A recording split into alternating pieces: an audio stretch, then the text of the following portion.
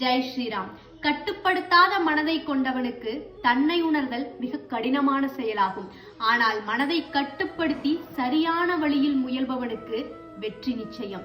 இதுவே என் அபிப்பிராயமாகும். பகவான் கிருஷ்ணர், அத்தியாயம் 6, ஸ்லோகம் 36. அர்ஜுனா, யார் ஒருவர் தன் மனதை கட்டுப்படுத்தாமல் தன்னை உணராமல் ஒரு செயலை செய்கிறார்களோ அவர்களுடைய செயல் எவ்வாறு இருக்கும் என்றால், ஒரு விறகை பற்ற வைக்க வேண்டும் என்று ஆசைப்படும் ஒருவர் ஒரு கையில் தண்ணீரையும் இன்னொரு கையில் நெருப்பையும் வைத்து அந்த விறகை பற்ற வைக்க முயற்சிப்பதை போன்று அது எப்போதும் அந்த செயல் நிறைவேறாது.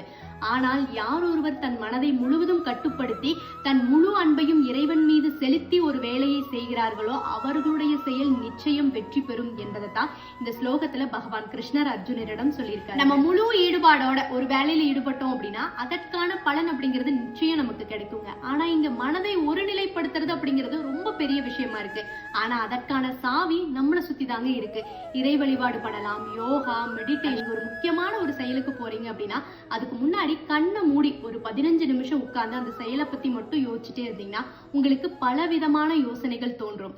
உங்களுக்கான சாவி உங்களை சுத்தித்தான் இருக்கு. எடுத்து திறந்து உங்க வெற்றி படிக்கட்டுகள்ல நடக்க ஆரம்பிங்க. ஜெய் ஸ்ரீராம்.